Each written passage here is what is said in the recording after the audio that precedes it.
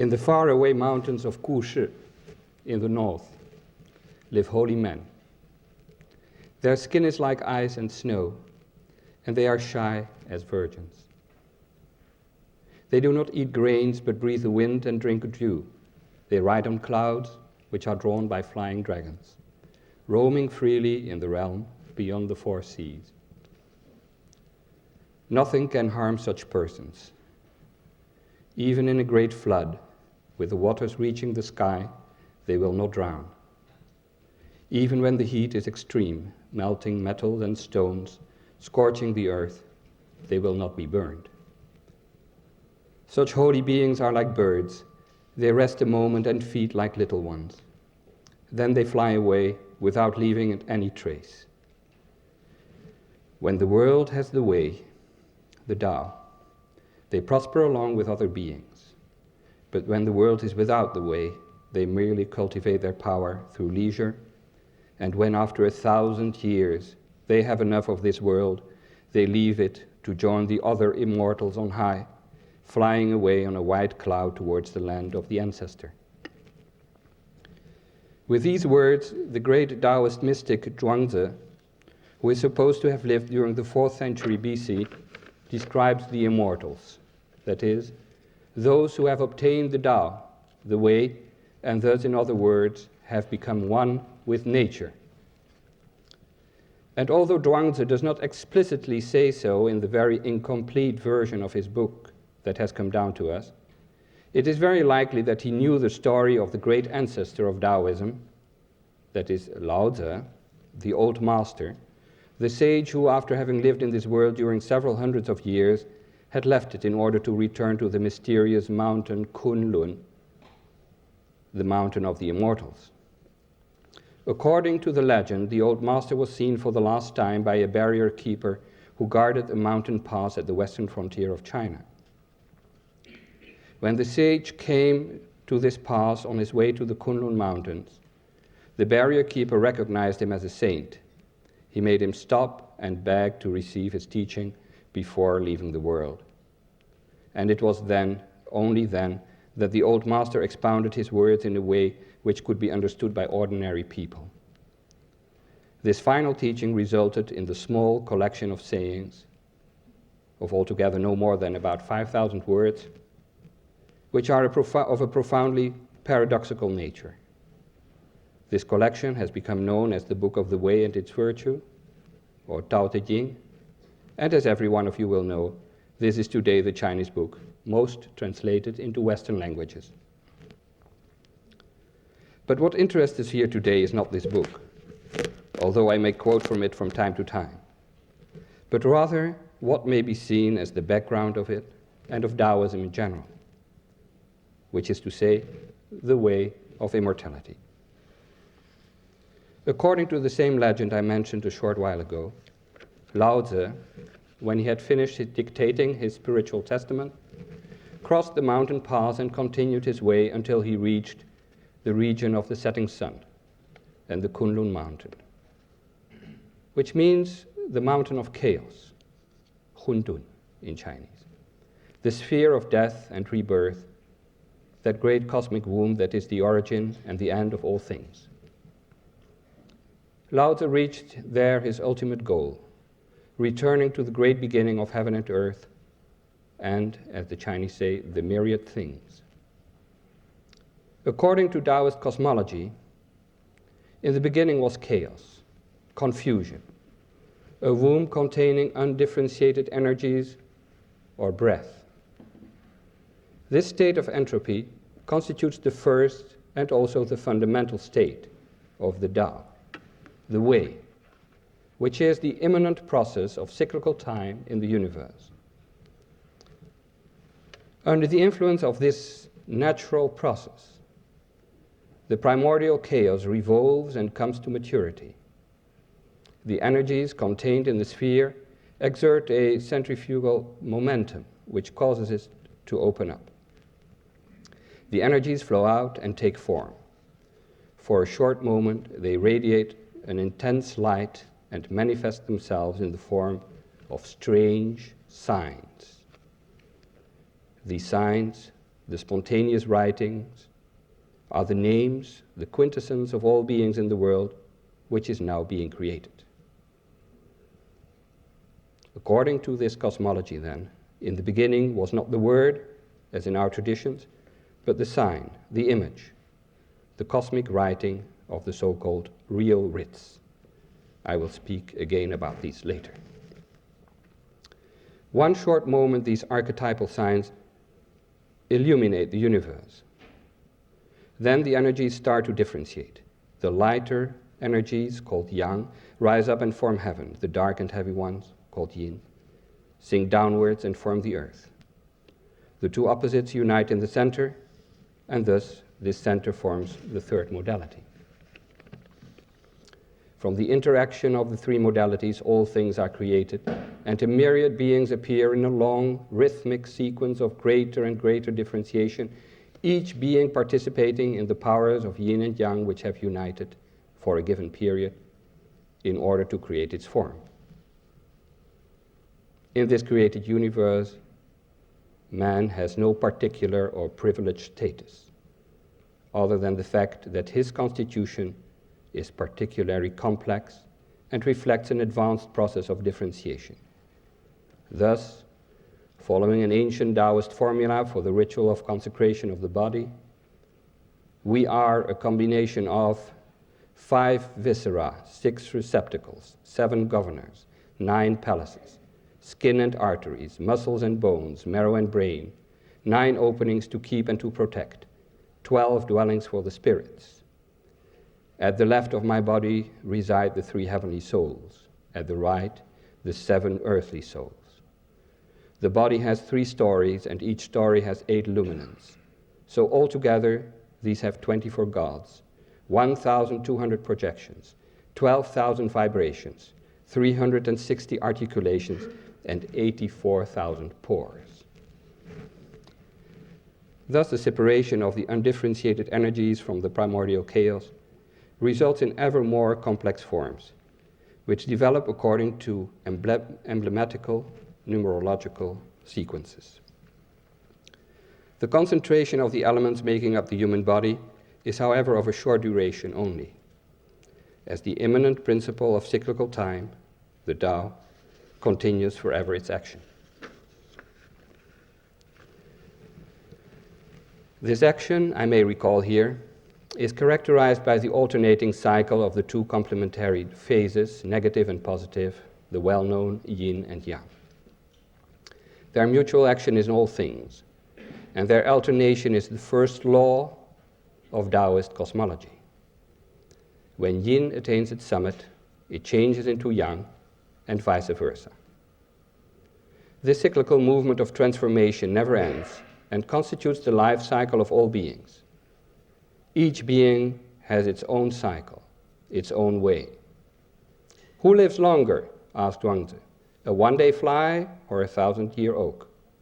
A mushroom or Pengzi, the Chinese Methuselah? It's all the same. They all live one cycle, one life, one death.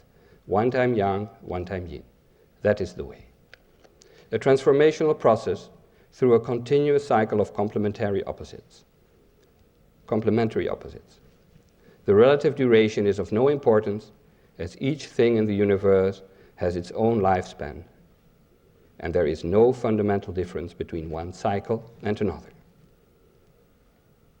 All this is also expressed in the words the old master said to the barrier keeper. There was something chaotic and yet achieved, which existed before there were heaven and earth. There was silence and vastness, standing alone, uninfluenced, making cyclical movements which pervade everything, so as to become the mother of the world. I do not know its name, and will simply call it the Way. When the Way made things, at first they were indistinct and confused. Yet in the midst of this confusion and indistinction, there appeared images. And again from them there were things. Things have genes, genes which are real, irreducible, and among which exist correspondences. Thus it has been from the ancient times until today forever determined. I was reading from the 25th and 21st chapter of the Tao Te Ching. Here we have, expressed with great conciseness, what we may call the epistemological background of the Taoist search for immortality. In this cosmology, we do not find a transcendent principle, but only an immanent one, to be apprehended in the continuous flow of energies passing through cyclical movements of transformation. Here, then, we also have the idea expressed in the famous parable of Zhuangzi, who dreamt he was a butterfly.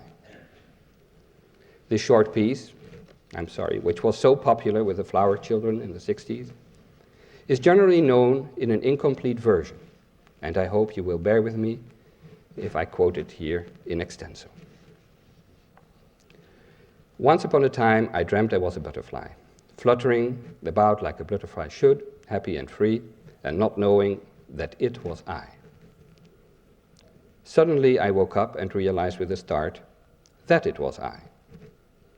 Who knows now if I was dreaming that I was a butterfly or a butterfly dreaming that it was I?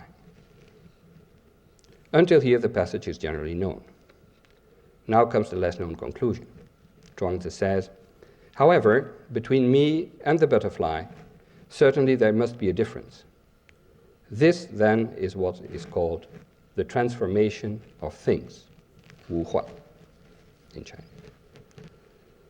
The same expression, transformation of things, is what Zhuangzi applies to the cyclical movement of life and death. One time life, one time death, one time death, one time life. This is the transformation of things. This sentence echoes the famous phrase of the I Ching, one time yin, one time yang, that is the way. To follow this cycle is to grasp the rhythm of nature, or in Zhuangzi's own words, to follow the great teacher. This teacher of mine, he is older than the highest antiquity, but he does not think himself long-lived. He covers heaven, supports the earth, carves and fashions countless forms, but he does not think himself skilled.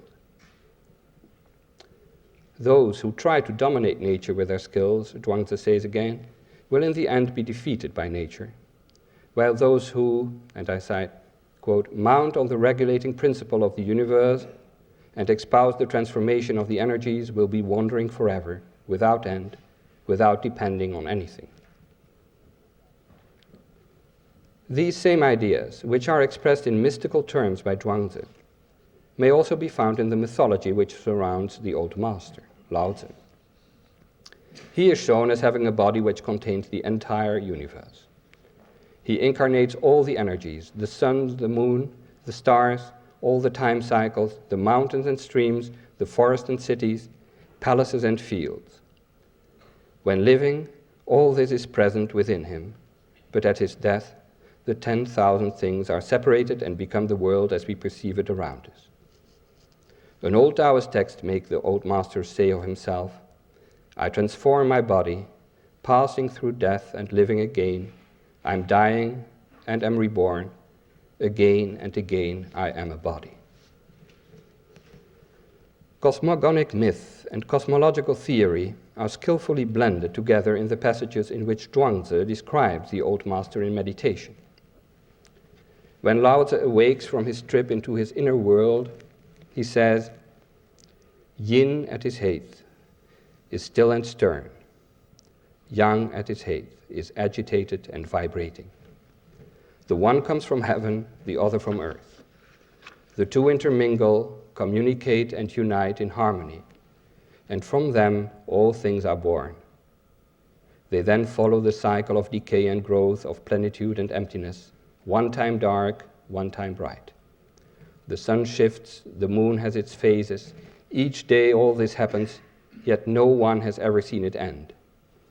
Life is bursting forth from the buds. Death means to return back home.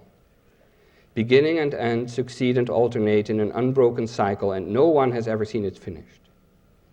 If it is not in this, then where can be the ancestor on which all is founded? To wander in this realm is to dwell in ultimate beauty, in ultimate bliss. Those who have attained this are called the ultimate men. In other words, immortals. The foregoing ideas imply that through the observation of nature, man can learn to adapt to it, and that through this adaptation, by becoming one with nature, man may also master it. Observing the time cycles in nature, Taoism contributed greatly to Chinese astronomy and numerology. Basing itself on these observations, it developed a model of time with the help of which the life cycles of all beings could be described in similar terms. Thus all time and life cycles nested, from that of the grasshopper to that of the great constellations, in an analogous way. And because of these correspondences, time cycles were considered interchangeable. In other words, to master one cycle was equivalent to dominating all the others. This first part has been on the epistemological background. Let us now look at a first application. Throughout history, Taoists looked for many ways to master time cycles. Most prominent and well-known among these techniques was alchemy.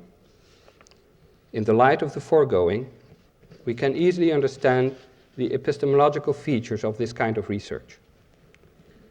One aspect was the speculation about the life cycle of minerals.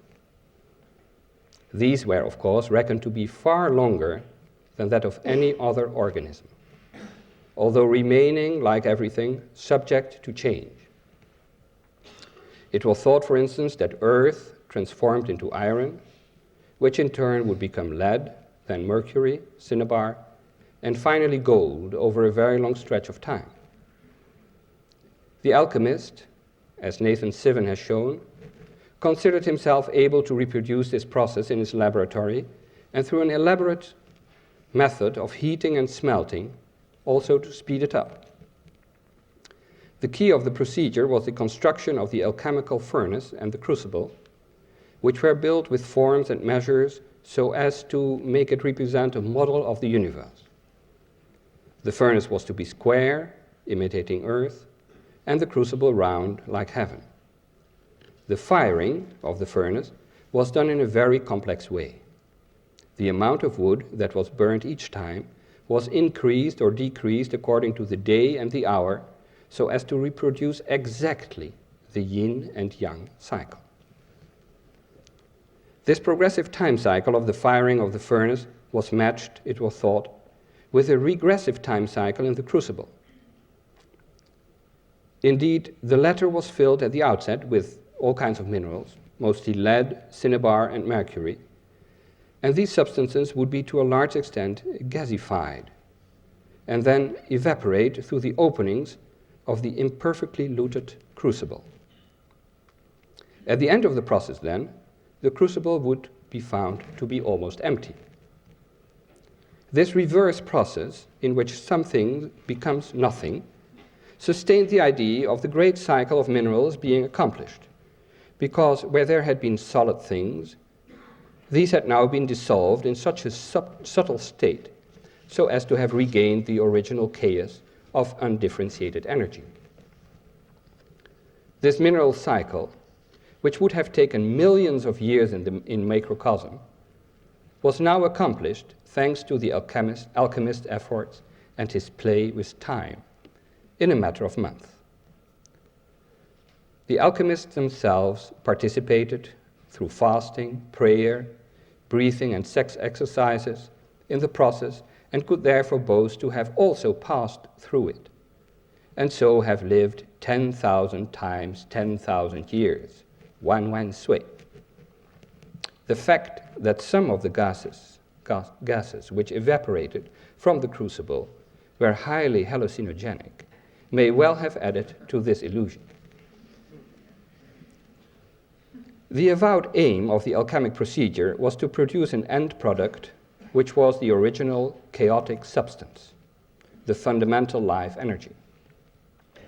And indeed, the crucible would yield some kind of residue, some fine oxidated lead dust, so highly toxic that even a small amount, when ingested, would cause sudden death, and thus enable the alchemist to realize his own life cycle too. One-time life, one-time death, and thus become one with nature in a perfectly ritualized way. So spectacular and prestigious was the search for the elixir of immortality along these lines that alchemy became the hallmark of Taoism. The difficulties were great.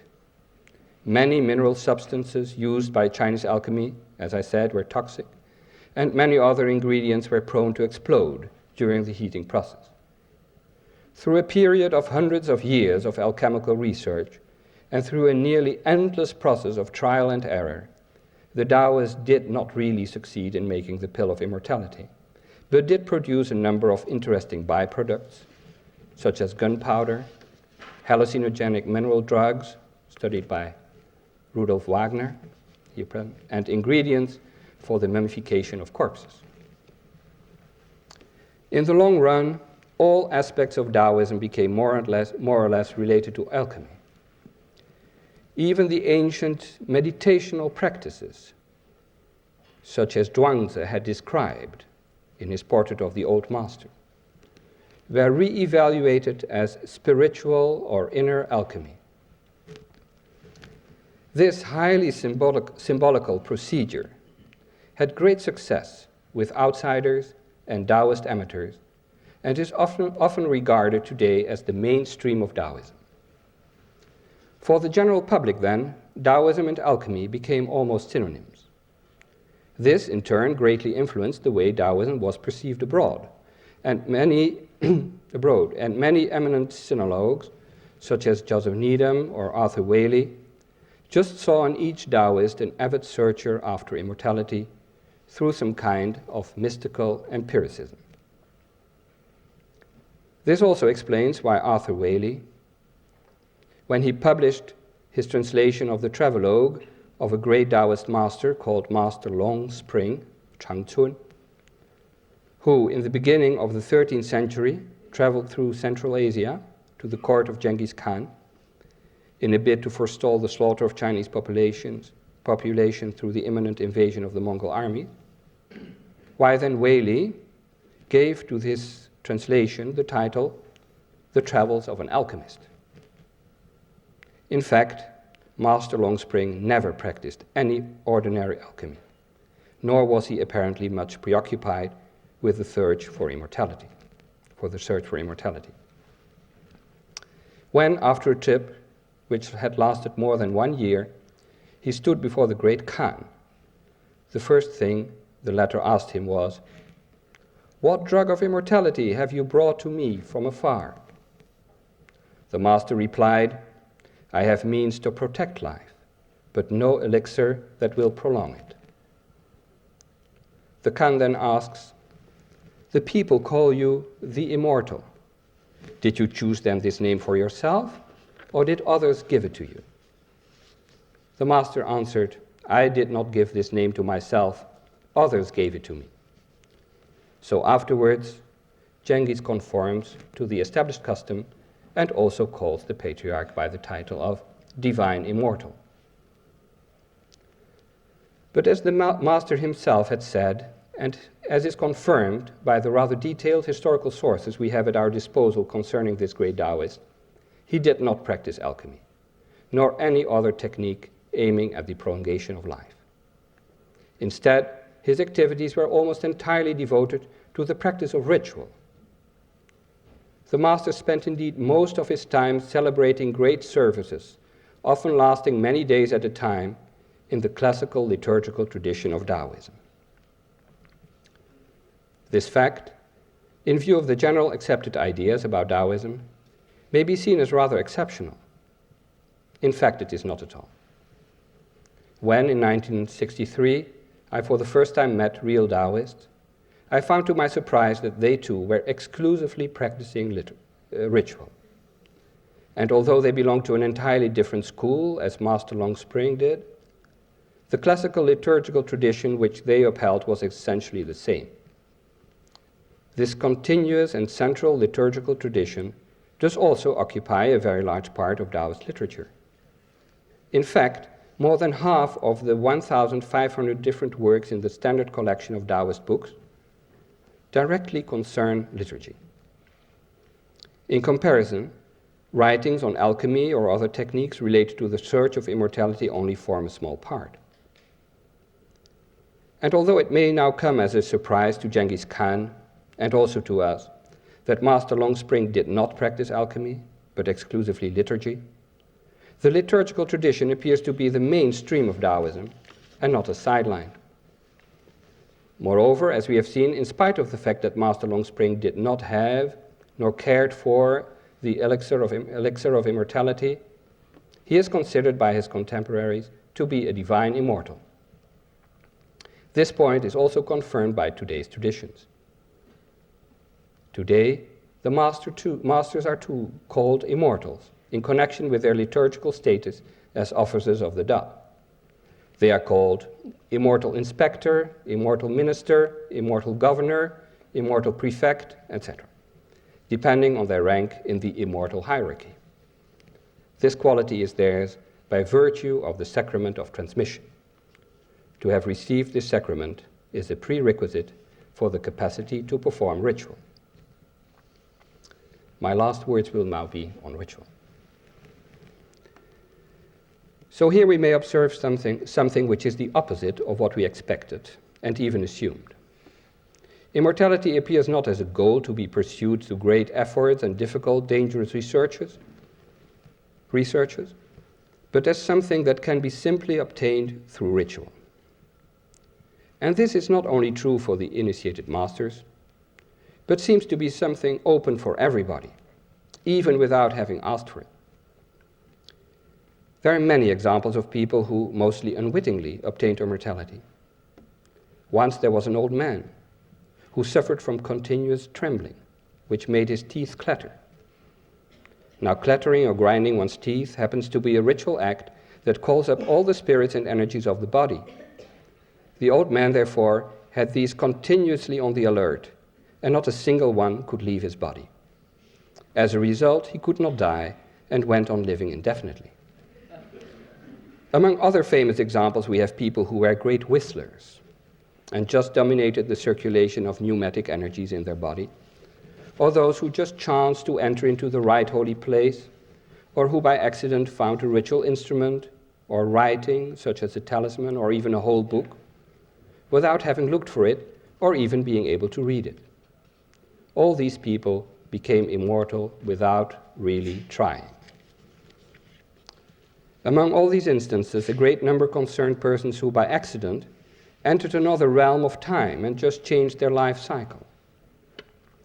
A famous story tells us of a woodcutter named Old Wang, who happened to pass by a grotto where a couple of young children were playing a game of Go, of Weiqi in Chinese. Old Wang laid down his axe and looked for a while at the game. One of the youngsters gave him a piece of dried fruit, which, when he ate it, dissolved all his hunger and thirst. After a while, those present said to him, "You have been here long enough, why don't you go home?" Old Wang picked up his axe and found that the handle had completely molded away. When he reached his home, several centuries had elapsed during his absence. Thus, a simple game of Go in the great nature where the immortals dwell correspond to several centuries in our puny world. Not everyone has the luck of our woodcutter, and all the instances I just mentioned belong, of course, to the realm of the exceptional. It is much less hazardous and also often far more dignified when immortality in a similar effortless way is obtained through a solemn liturgical service conferring the sacrament of transmission. But you may well want to ask, how can this be? I must admit that I myself find it also difficult to understand. In general, in our academic circles, ritual has been dealt with in a rather offhand manner, at least as far as human rituals are concerned, because animal rituals have been and continue to be studied extensively. But human rituals, such as our sacrament of transmission, are often said to be just a metaphor, or a series of symbolical actions, or again a matter of belief, something called religion, or magic. Personally, I find this way of dealing with human ritual not very satisfying. When we look at rituals of our own tradition, such as coronations, marriages, or the kind of solemn sacrament of transmission that bestows infallibility on the Roman Catholic Pope, these rituals may be metaphorical or symbolical, or just religious or magical, as long as they are in the process of being performed.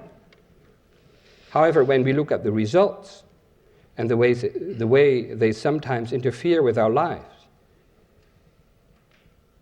it would seem that these kind of rather reductionist approaches are inadequate.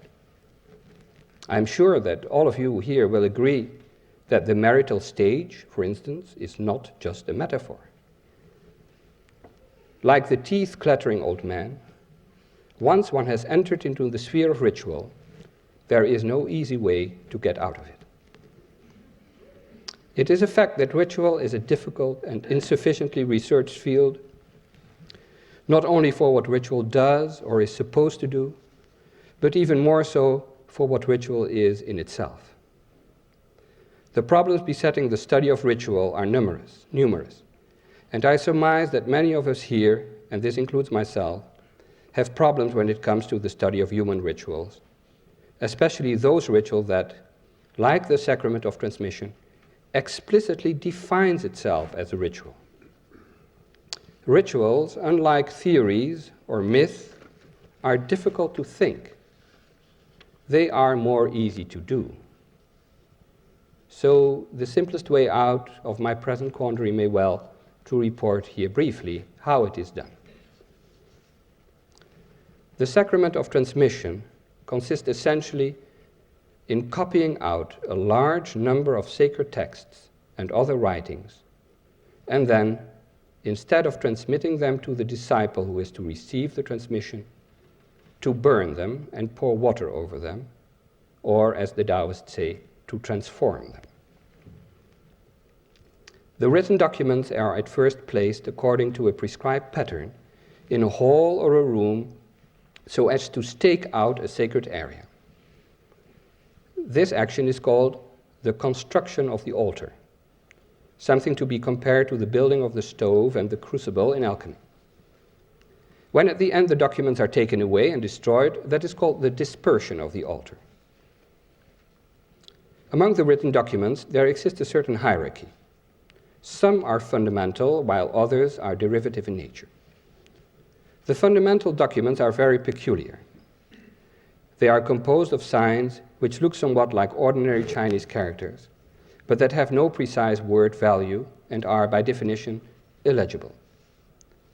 These illegible writings are called the 5 real writs, and they are considered to be the original revelation of the cosmic energies. Placed on the 4 corners and in the center of the sacred area, they are the most important elements for the construction of the altar. These real writs made their appearance spontaneously, as I have said earlier, being the very first things to emerge from the primordial chaos. They correspond to the images mentioned in the Tao Te Ching, who said, in the midst of this confusion and distinction, there appeared signs. Another text gives us a more detailed account of how this happened. The universe had not yet taken root. Sun and moon did not yet shed their radiance. Obscure, dark, no originator, no lineage. Then marvelous wits appeared, then present, then absent. Yin and Yang nurtured them into distinctness. The great Yang assisted them in obtaining brightness. Thereupon these marvelous wits began to turn. These auspicious images started their evolution. Riding the clockwork, responding to the cycle, they then became permanent. When heaven and earth obtained these writs, they also became permanent. When the sun, the moon, and the stars obtained them, they became radiant. Marvelous writings, so luxuriant, their light penetrating into the realm of the highest purity, illuminating the dark beginning. As yet, their colors were not fixed, and the shape of the characters was bent and crooked and thus impossible to understand. The Tao of the original beginning forged them in the lodge of pervading yang, smelted them in the hell of streaming fire, and thus brought out their perfect script. Dazzling brightness shone forth from them, and when they began to shine, the myriads of divine ancestors came to pay homage, flying through the air, dancing in the void, circling through the palace on high, burning incense, scattering flowers, they chanted the marvelous stanzas contained in these writs. Then, when the way of original beginning took up its mandate, the supreme immortals wielded their writing brushes. The jade concubines shake their winnows. Gold was melted into tablets, and the writs were engraved therein.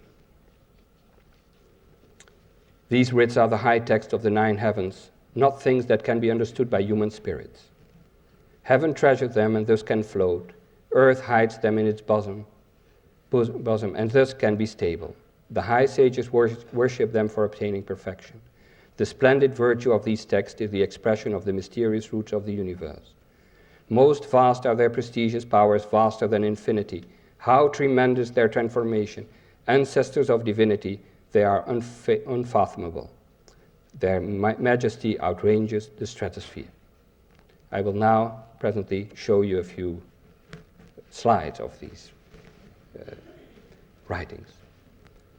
The text I just read is from the end of the 5th century AD, and it is still recited today during the rite of construction of the altar. The marvelous signs to which this text refers are also still used. So I will just show you.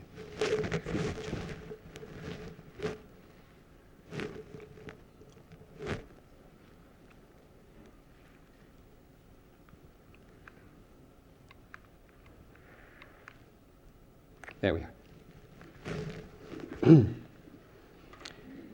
This is the type of metaphorical writing which corresponds to the text of the marvelous writs as I have described them along. These are not the actual writings for reasons I will explain afterward.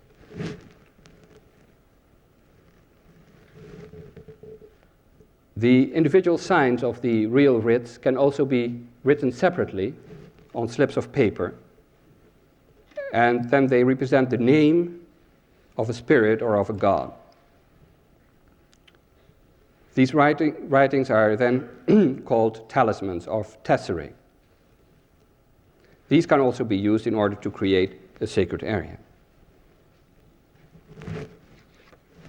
Now, when these writings are burned, you can tag on a message. And this message is then written to the side of this writing. These messages do not say more than just, we have done this ritual and we want to obtain the merit that derives from it. This kind of messages or petitions are extremely numerous in Taoism. Now, the fundamental writs, as I have said, are used for the construction of the altar. In this case, what you see here is not this mysterious writing, but just a piece of white paper with some ordinary characters written on it. The characters say, this is the real writ of this and this area, and we hope the ancestors will write on it. This is because in the tradition in which I was schooled, the real writs are considered to be too holy to be written by ordinary people, and thus the divine ancestors of Taoism are requested to do it for us, which they will eventually do with the brushes you see here in this bushel of rice, and with the inkstone at their disposal, but of course this writing is to be unseen by human eyes.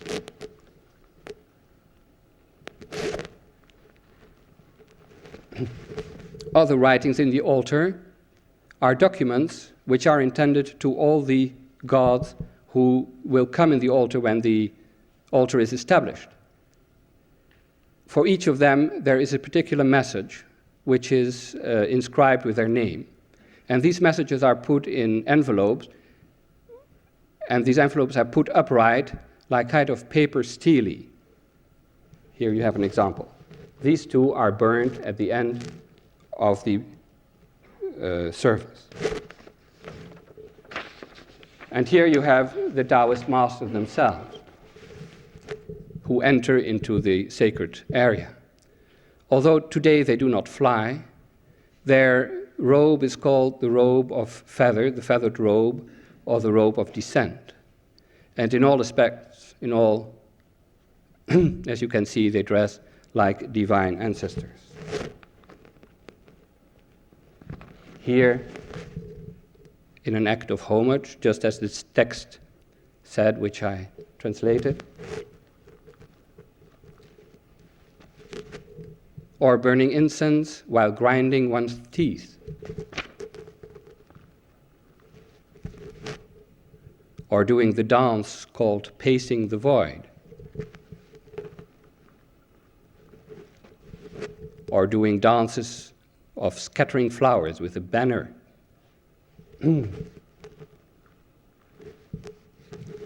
or doing very lively dances with fire, or doing masked devil dances.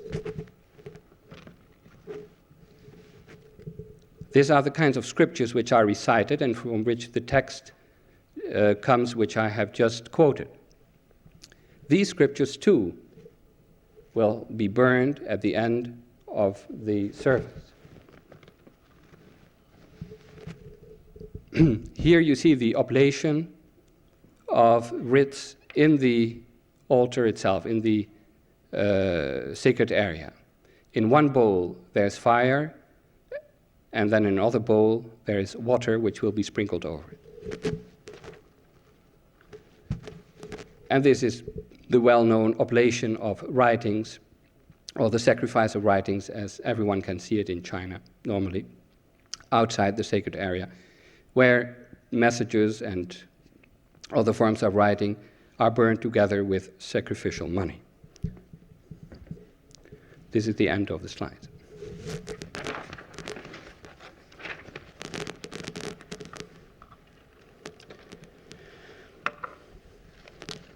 The mysterious real writs, which were created from the formless, now return through this sacrifice to that primordial state where they came from. A cycle has been accomplished. The oblation through fire and water of writings is the climax and the essence of the ritual. Taoism has no other form of sacrifice than this sacrifice of writings. Taoism is forever linked to writing. It seems possible to me that this sacrifice of writings has its roots in the rites of ancient China and may even be linked to some aspects of the early history of writing in Chinese culture. Although many points remain obscure, there seems to be some agreement between historians that Chinese writing was linked originally to the interpretation of mantic signs produced by nature or through transformational processes that aimed at producing cracks on animal bones which were submitted to fire and water. The signs would then be interpreted by a diviner who would sometimes note this interpretation on the oracle bone itself. This notation might perhaps be considered a transposition or a translation of original mysterious signs. It is noteworthy that, according to the legend, Lao Tzu himself was a diviner. His particular task seems moreover to have been that of a keeper of scriptures, which may indicate that his function of diviner was especially linked to writing. Whatever this all may be, it is a fact that Lao Tzu, in early Taoism, is above all a revealer and transmitter of texts and other writings, not only of the famous Tao Te Ching, but also of the kind of sacred signs used for the establishment of the altar and the tessera we have just seen. The early tesserae were supposed to represent the names of spirits of holy mountains, and the possession of such a talisman enabled the adept to enter into these mountains and to live there with the immortals, like the woodcutter in the story. These signs also allow the dead to return to the land of yonder, to the realm of chaos and undifferentiation where their vital energies are fused and molded into new forms. This accounts for the presence of Lao Tzu's tesserae in tombs dating from the beginning of our era. These tesserae are accompanied by written contracts which confirm the purchase of a resting place for the dead person from the spirit of the mountain. Finally, these tesserae are capable of marshalling the powerful presence of nature spirits and thus have the function of protective talismans for those that live in this world. A combination of 5 of these holy signs, corresponding to the names of the gods of the 5 holy mountains, the marsh mounts as they are currently called by Berkeley sinologues, was certainly one of the most widely used talismans for domestic protection in ancient China. The name of this talisman was the chart of the real form of the 5 sacred peaks. This name shows us that the eligible signs were considered as the real form, that is, the fundamental structure, the inner texture of the great landmarks of the world. The 5 guardian mountains, which, like those bushels of rice you saw on the altar in which the real writs are posed, define and sanctify the sacred area or the human world. The signs that reveal the hidden but powerful patterns of nature, the real, that is, the irreducible forms of life. These talismans appear to have been very much in vogue in the early centuries of our era. But with the changes in society which were caused by the consolidation of the imperial bureaucracy during the great dynasty of the Han, the ideas about the sacred signs transmitted by Lao Tzu also changed. They now no longer allowed merely the communication with the great forces of nature, such as the gods of powerful mountains, but also with the representatives of a celestial bureaucracy, which, as a parallel power to the imperial administration, conferred legitimacy on the non-official organizations which, on the local level, attempted to establish politically autonomous groups resisting the totalitarian state. This stage of Taoism, known to historians as the movement of the Heavenly Masters, laid the groundwork for the liturgical tradition as we know it today, which is abundance of metaphorical bureaucratic transactions. The numerous petitions, memorials, and other paperwork which characterize today's services stem from these times. The unabated hatred of Chinese officialdom for this liturgical tradition also begins here. 2 centuries later, during a period of disunity in which the imperial state had almost vanished, a wave of nostalgia for the ancient regime provoked a fresh reading of the timeless mystical signs. The result was a highly sophisticated new rendering of classical Taoist text using a very poetical language. These are the famous Maoshan revelations, so masterfully studied by Michel Strickmann. During approximately the same period, Buddhism at last gained a real foothold in China, and many Buddhist texts were translated into Chinese. Thus, another scriptural tradition appeared which had to be assimilated. The mystical signs were interpreted once more in a different light, and now they yielded a discourse which was so similar to Buddhist sutras that the specialists of today sometimes have difficulties in telling the two apart. And so on. At each period of its historical development, Taoism readjusted its interpretation of the mysteries and produced corresponding new texts, and thus the bulk of Taoist books grew from a few score in the ancient times to several hundreds in the 6th century, and then to several thousand in the 13th century, before the beginning of the protracted process of the persecution of Taoists in modern China, which started with the destruction of Taoist books by Kublai Khan in 1281.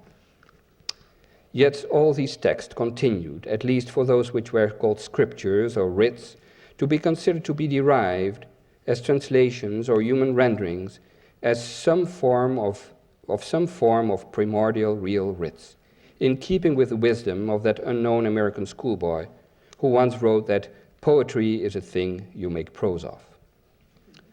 The mainstream of Taoist literature remained the product of liturgy and was used as an oblation rather than for study and instruction.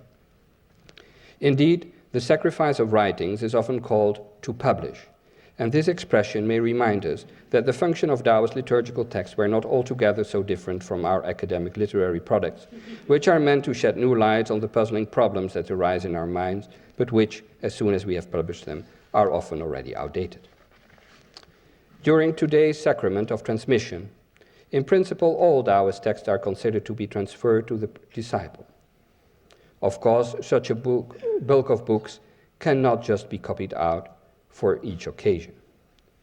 The disciple is therefore considered to receive not the texts themselves, but the gist of them.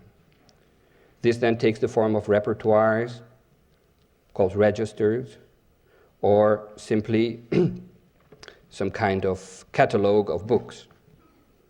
In former times, the transmission of these catalogues seemed to have been a reality, but nowadays they too have become fictional documents. Yes, sometimes one gets the feeling that Taoism is not very serious. The fact remains, however, that today every document involved in the making of the sacred area, the real writs, the talismans, the petitions, the memorials, the paper steles, and also the very scriptures which have been recited during the service, are solemnly sacrificed. And all this still represents, for an average service, 2 or 3 months of steady copying by hand by a qualified scribe. And of all this, the disciple receives, in fact, nothing at all, except a diploma stating that the ritual of transmission has been performed on his behalf. It has added nothing to his knowledge, yet it has made him immortal. The explanation, as it can be obtained through circumstantial but pertinent information from the Taoist sources themselves — I would like to recall that the Taoists did not write in general any commentaries on their rituals — reflects the same logic as alchemy, a play with time. The real writs appear at the very birth of the universe. They are then stabilized and smelted into gold so as to last an eternity. The moment of their final disintegration and reabsorption into chaos marks the end of this world. Those who have participated ritually in this cycle of transformation, of concentration and dispersion, have taken a fabulous trip through time. They have survived this world and now belong to another. This explanation may sound trite and poetic. It does not explain, for instance, why the sacrament of transmission has become the Taoist ritual par excellence, and why this ritual can now be used for almost all other purposes too, for the benefit of the living and for the repose of the dead, for obtaining peace and prosperity and posterity and rain and sunshine, and for the consecration of temples and houses, and for the expulsion of disease. In all those cases, the merit of the great transformation of the writings is applied to these particular cases. This all may seem a bit far-fetched. These kinds of rituals have caused many serious people to shake their heads and say, "This is degenerated Taoist religion. These rituals have nothing to do with the real old philosophical Taoism, the only valuable Taoism, that of Lao Tzu and Zhuangzi." My personal opinion is that the problem is a little more complicated than that. Of course, Taoism has changed very much during the last 25 centuries. But this change may concern more the intellectual side of Taoism than the ritual one. Regarding the question whether Taoist ritual is as old as philosophical Taoism, I see 2 elements that might be put forward for an affirmative reply.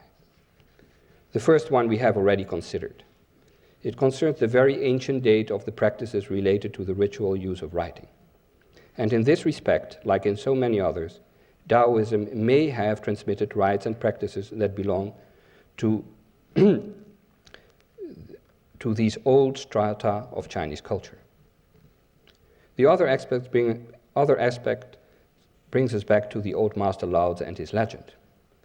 Tradition makes him also an expert on ritual, and no one less than Confucius turned to him for advice on this subject. The great historian of ancient China, Sima Qian, who lived during the 2nd century BC, reports this and tells us that when the 2 sages met, Lao Tzu said to Confucius, "Your wisdom comes from those who have already died and whose bones have already withered, and of whom only words remain. Don't you know that a gentleman must move with his times and adapt to the circumstances? Real treasures are hidden, but you instead ostensibly show your great virtue. This haughty bearing, this way of exerting yourself, trying to the utmost to succeed, all this is just no good for your body. That is all I have to say." Confucius then takes his leave and says to his disciples, Lao Tzu, whom I saw today, is like a dragon who rides the winds and soars up to heaven. You will recognize this now as a familiar way to describe an immortal. The gist of Lao Tzu's word to China's great professor is, by clinging to ancient precepts, a separation occurs between spirit and matter, between body and soul. Such wisdom is not only useless, it may even be dangerous. Outwardly, we should adapt to the circumstances, which is of no importance, as the real value lies within ourselves. The model of the world we perceive is our body, and just by listening to it and contemplating it, our body will make us understand everything which we need to know. But like the real writs, like the images of the real form, this knowledge cannot be caught with words. This conviction is expressed in the well-known Taoist saying, "My fate is within my body, not in heaven." Our fundamental fate is linked to our life cycle, which leads us from nothingness to being in our prenatal experience, and from being to nothingness in our postnatal life. One-time life, one-time death, etc. In this context, the concept of immortality is a paradox, and Taoism responds to this paradox with another paradox. The first paradox is, although I know that man by nature is mortal, I will do whatever I can to become immortal. The counter paradox is, although time cycles of nature are constant, and some of them so long as to equate eternity in human terms, in order to be one with nature, I must die. This counter paradox is in keeping with the words of the Tao Te Ching when it says, in the pursuit of learning, one knows more every day, but in the pursuit of the way, one loses every day, losing and losing until reaching the state of non-action. And when this state has been reached, everything can be activated. The practice of Taoist ritual can be said to represent a 0 degree of learning, a paradoxical action of non-action. A wholesale oblations of all the doctrines, discourses, and theories of bygone days, which brings us back to ourselves, to where we are already, making us realize all that we have always known, here and now, in the endless maelstrom of the universe. When Zhuangzi's wife died, Huizi, a disciple of Confucius, went to present his condolences. He found Zhuangzi sitting with his legs sprawled out, pounding on a pot and singing. Huizi said, seeing this stupid behavior, "You lived with her, she brought up your children and grew old with you. That you do not weep at her death is something, but this pounding on a pot and singing, isn't that going too far?" "You are mistaken," said Zhuangzi. "When she died, of course I was very sad. But when I looked at the beginning, when she was not yet born, and not only not yet born, but when she did not yet have any form, and not only not yet any form, but not yet any energy. There, in the middle of indifferentiation and obscure chaos, a change took place, and there was her energy. This energy was transformed, and there was form. This form then changed, and she was born. And today, yet another transformation, and she is dead. All this is like the change of the seasons, spring and summer, autumn and winter. She is now resting in peace in a vast mansion. Pursuing her there with cries and lamentations would mean that I did not understand our destiny. Such are the rights of nature and the nature of ritual." Thank you.